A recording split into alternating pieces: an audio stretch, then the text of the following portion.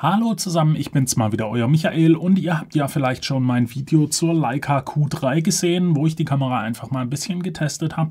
Und da kam ich ja so ein bisschen zum Entschluss, was ist denn, wenn man die Kamera nur mit dem RAW-Format benutzen möchte? Lohnt sie sich denn da überhaupt oder wäre da vielleicht ein Griff zur Sony A7R5 besser?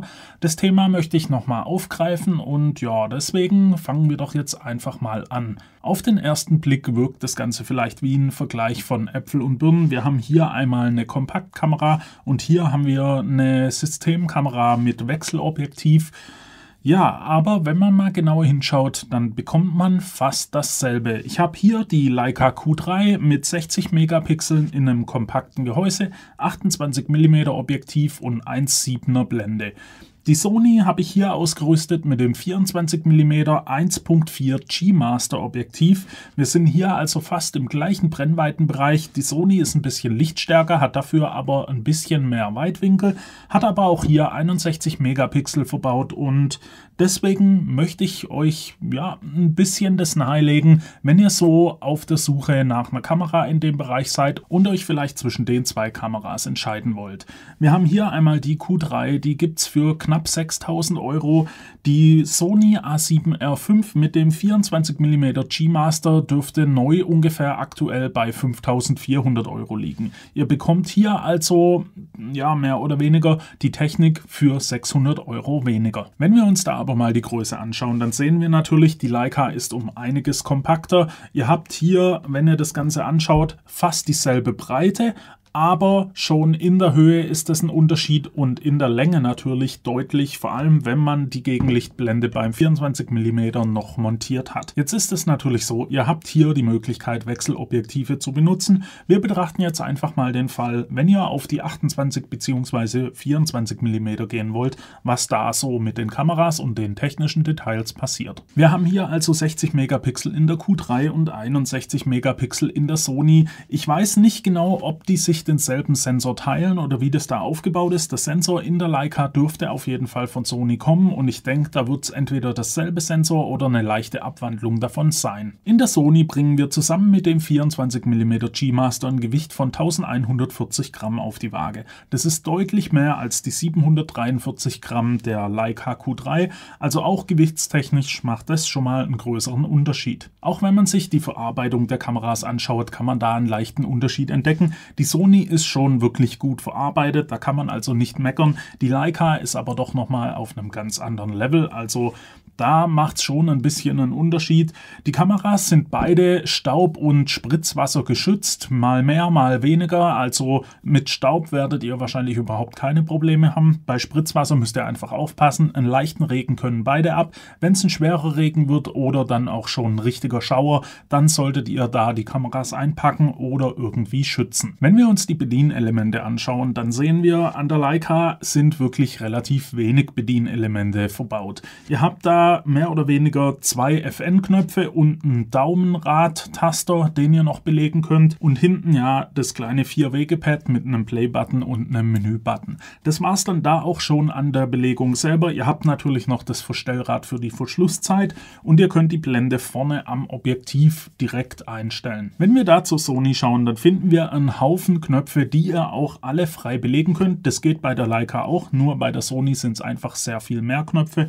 Ihr habt hier am Objektiv selber auch einen Blendenring, wo ihr die Blende einstellen könnt. Ihr habt aber ansonsten sehr viel mehr Möglichkeiten, die Kamera zu konfigurieren und einzustellen. Ihr habt sehr viele Buttons, die ihr frei belegen könnt und ihr habt mehrere Räder, die ihr auch noch frei belegen könnt. Also allein von der Bedienung her bietet euch die Sony da sehr viel mehr Möglichkeiten. Die Sony hat auch insgesamt zwei Kartenslots, die unterteilen sich dann noch in SD und Compact Flash Karten. Ihr könnt also beides in beiden Slots verwenden. Bei der Leica habt ihr da nur einen SD-Kartenslot. Wenn wir uns dann mal die Displays und Sucher anschauen, dann werden wir auch da einen größeren Unterschied feststellen. Bei der Sony bekommt ihr einen 9,4 Megapixel Sucher mit 0,9-facher Vergrößerung. Das ist schon richtig groß und da seht ihr ordentlich was. Bei der Leica ist es ein 5,7 Megapixel Sucher mit einer Vergrößerung von 0,79.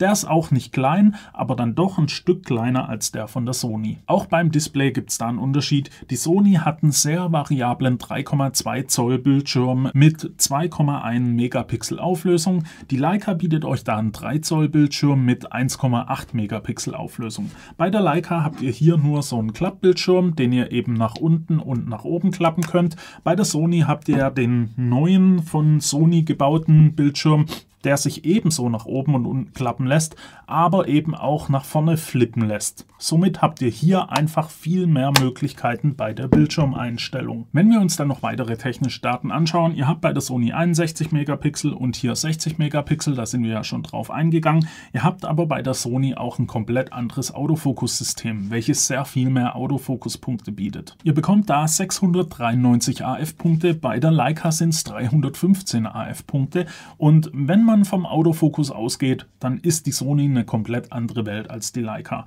Also mit der Leica kann man schon gut arbeiten, die bietet euch auch Tracking und so weiter. Aber der Sony Autofokus ist da wirklich ein anderes Level. Der trackt alles, ihr habt verschiedene Motiverkennungen und so weiter. Also das kann man nicht wirklich vergleichen. Da ist Sony schon sehr weit voraus. Wenn wir uns dann die Bildrate angucken, also die Bilder pro Sekunde, dann bekommt ihr bei der Sony bis zu 10 Bilder pro Sekunde mit Autofokus-Unterstützung. Bei der Leica ist es so, ihr bekommt 4 Bilder pro Sekunde mit Autofokus. Wenn ihr dann in Single-Autofokus wechselt und den Verschluss ändert, dann könnt ihr hier mit Single-Autofokus bis zu 15 Bilder pro Sekunde rausholen. Das ist dann aber so, das erste Bild wird fokussiert und alle weiteren Bilder werden nicht mehr nachgeführt. Da muss man also ein bisschen abwägen, ob man das überhaupt braucht, weil beides sind keine Sportkameras, da geht es zuerst mal nicht wirklich um die Bilder pro Sekunde. Wenn wir uns dann noch den Verschluss anschauen, die Sony geht bis eine 8000stel Sekunde, die Leica geht bis eine 16.000stel Sekunde. Wenn ihr also ziemlich lichtstark im Freien beim Sonnenlicht fotografieren wollt, dann habt ihr da mit der Leica mehr Chancen, keinen ND-Filter nutzen zu müssen. Im ISO-Bereich sind wir bei der Sony im Bereich ISO 100 bis ISO 100 2400. Bei der Leica sind wir bei ISO 50 bis ISO 100.000. Das ist also ein ziemlich vergleichbarer Bereich und wie gesagt, ich gehe fast davon aus, dass die gleichen Sensoren verbaut sind. Wenn man sich die Bilder im Lowlight anschaut, dann sind auch hier die RAWs der beiden Kameras vergleichbar und bilden ungefähr dasselbe Rauschen ab. Wenn es dunkler wird, merkt man aber, dass der Autofokus der Leica da doch etwas mehr Probleme bekommt. Wie man hier im Beispiel sieht, hat sie den Storch nicht erkannt und auf die Wand fokussiert. Da kommen wir dann auch zum relativ wichtigen Thema, wie denn die Bildqualität der beiden Kameras ist. Ich habe beide mit auf den Weg nach draußen genommen und mal ein paar Vergleichsbilder geschossen und da habe ich gemerkt, es lässt sich eigentlich fast keinen Unterschied feststellen. Wenn man sich da also mal die RAWs direkt aus der Kamera anschaut, komplett ohne Bearbeitung, dann konnte ich da zumindest nur sehr geringe Unterschiede feststellen. Die Sony ist vielleicht ein bisschen mehr gesättigt, hat dafür die Hauttöne, ich finde meiner Meinung nach, ein bisschen angenehmer. Bei der Leica fehlt da ein bisschen die Sättigung, aber alles in allem wirken die Bilder fast gleich. Was den großen Unterschied macht: die Leica bietet euch Leica Lux in der Kamera. Das heißt, ihr könnt Leica Lux auf die Kamera installieren, da braucht ihr die App dazu und dann habt ihr out of camera richtig gute JPEGs. Ihr müsst die Lux nur vor dem Foto anwenden. Das heißt, ihr wählt aus, welchen Look ihr gern hättet, Contemporary oder zum Beispiel Classic, und der wird dann auf euer nächstes Bild angewendet. Ihr könnt da leider nicht im Nachhinein die RAWs noch mit bearbeiten. Dann erhaltet ihr aber aus der Kamera richtig gute Bilder. Das bietet euch die Sony so natürlich nicht. Wenn ihr also mehr so der Freund davon seid, RAWs zu bearbeiten, dann ist vielleicht der Unterschied gar nicht so groß und ihr könntet schon fast zur Sony greifen. Wenn ihr aber ein Freund von Bilderschießen, von der Kamera runterladen und happy sein seid, dann seid ihr mit der Leica da auf einer relativ guten Schiene, weil die eben out of camera meiner Meinung nach die besseren Bilder bietet. Aber eben im JPEG-Format, das müsst ihr immer beachten. Und bitte beachtet einfach, das ist jetzt einfach meine persönliche Meinung dazu. Es ist ja so, die Leica, das ist ein eigenes Fotografievergnügen. Wenn ihr die Kamera dabei habt, dann fühlt sich das einfach ein bisschen anders an, wie wenn ihr jetzt mit der Sony unterwegs seid. So geht es zumindest mir persönlich. Die Leica ist ein eigenes Erlebnis, auch wenn die Bilder im RAW-Format sich erstmal von der Sony nicht unterscheiden, ist das nochmal ein bisschen anders. Vor allem ist die Kamera einfach sehr viel kompakter und ihr nehmt die einfach überall hin mit. Bei der Sony wird es schon ein bisschen schwieriger.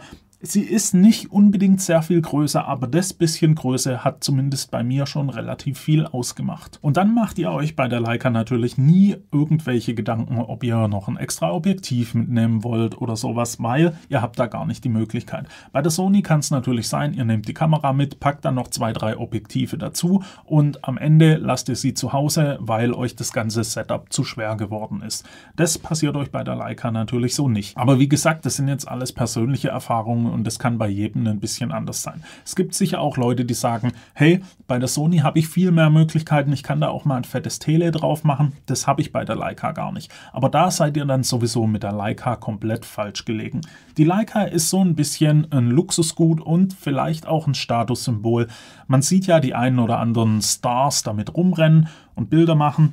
Das ist jetzt bei so einer Sony natürlich gar nicht so gegeben. Es ist mehr oder weniger immer noch eine normale Kamera, auch wenn sie im selben Preisbereich ist. Auf der Straße mit der Leica, da werdet ihr schon ab und zu mal von Fotografen vielleicht angesprochen, so ging es mir, und die fragen, wie es denn so ist, mit einer Leica zu fotografieren. Aber wie ist denn jetzt mein Fazit hier dazu? Es ist schwierig. Wenn ihr jemand seid, der die Bilder out of camera benutzen will, also im JPEG-Format oder da ein bisschen mit Lux rumspielen möchte, dann ist die Leica vielleicht gar nicht so schlecht für euch. Ihr habt da eine kompakte Kamera. Wie gesagt, ihr könnt die überall hin mitnehmen, weil sie doch relativ klein ist für das, was sie bietet. Bei der Sony ist einfach so. Seid ihr ein RAW-Shooter, der seine Bilder sowieso noch alle am PC nachträglich im Lightroom oder Capture One bearbeitet, dann seid ihr mit der Sony vielleicht besser aufgehoben, weil ihr habt da einfach viel mehr Möglichkeiten. Auch technisch ist die Kamera, auch wenn es vom Sensor her erstmal dasselbe ist, doch nochmal was anderes. Ihr habt hier einfach, ja, mehr Möglichkeiten technisch gesehen.